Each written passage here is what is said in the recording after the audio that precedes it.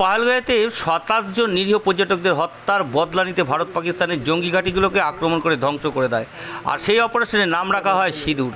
পাল্টা পাকিস্তানের তরফ থেকে ভারতের বিভিন্ন শহরে মিসাইলের হামলার চেষ্টা ব্যর্থ করল পাকিস্তানের এই যুদ্ধকালীন আবহে ভারতীয় সৈনিকদের পাশে এবং সমর্থনে ব্যারাকপুরের একটি স্বেচ্ছাসেবী সংস্থা সেবা ধর্ম ফাউন্ডেশন ব্যারাকপুরের চিরামোড় অঞ্চলে স্থানীয় পথ চলতি মানুষের হাতে জাতীয় পতাকা তুলে দিতে দেখা যায়।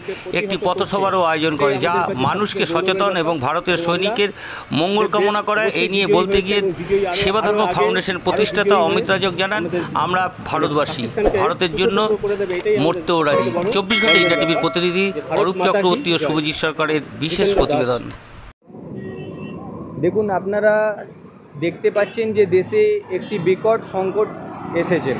কিছুদিন ধরেই একটা যুদ্ধের বাতাবরণ এখানে সৃষ্টি হয়েছে এবং আমরা দেখছি আমাদের ভারতীয় সেনা কিভাবে আমাদের শত্রু দেশ পাকিস্তানকে ইটের জবাবটা পাটকেল দিয়ে দিচ্ছেন।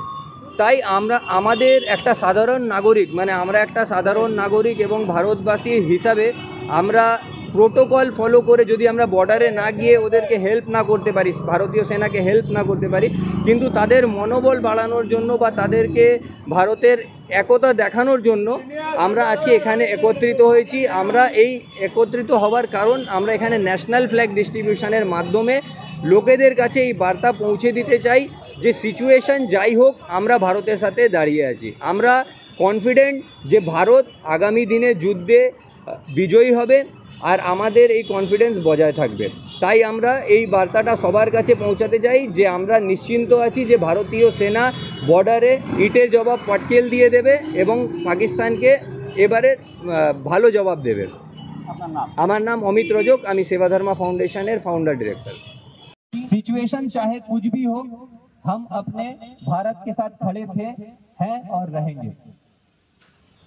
अगर भगवान ना करे हमारे साथ कुछ भी बुरा होने लगा, देश के साथ कुछ बुरा होने लगा, तो भी हम अपने देश के साथ खड़े हैं। और अगर कभी हमारे भारत को रक्षा करने के लिए हमारी जरूरत पड़ी तो भी हम बॉर्डर में जाने के लिए भी तैयार हैं।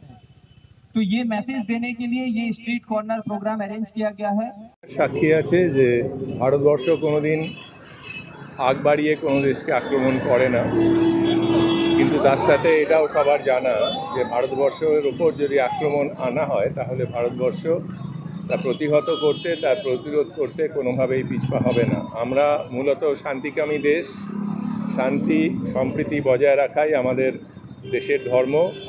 কিন্তু তার মানে এই নয় যে কেউ যদি আমাদের দুর্বল ভেবে থাকে এবং বারবার যদি আমাদের খোঁচায়, ইনস্টিগেট করে, তাহলে আমরা রিপ্লাই যে দিতে পারি, যে ফিটিং রিপ্লাই আমরা দিতে পারি, এবং তার প্রমাণ আমরা রাখতে চেয়েছি এই বিশ্বের কাছে।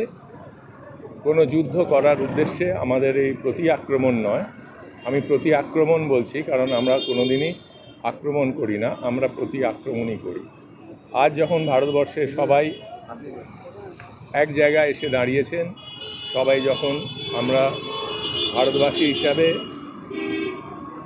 এক হয়ে লড়ার আহ্বান জানাচ্ছি আমাদের এই ব্যারাকপুরবাসী সবাইকে, এবং আমাদের এই কথা এই সংবাদ মাধ্যমের মাধ্যমে যেখানে যাচ্ছে তাদেরকেও তাদের মতো করে আমাদের বীর সেনানীদের সম্মান রক্ষার্থে, তাদের উৎসাহ প্রদান করতে এমন ছোট বড় সমস্ত অনুষ্ঠানের আয়োজন করার অনুরোধ রাখছি। ধন্যবাদ। আপনারা দেখছেন ২৪ ঘন্টা ইন্ডিয়া টিভি, সর্বদা সবার পাশে, সবার মাঝে। আজ এ পর্যন্ত। সঙ্গে রাখুন ২৪ ঘন্টা ইন্ডিয়া টিভি। দেখতে থাকুন সব জেলার সব খবর সবার আগে ২৪ ঘন্টা ইন্ডিয়া টিভির পর্দায়। নমস্কার।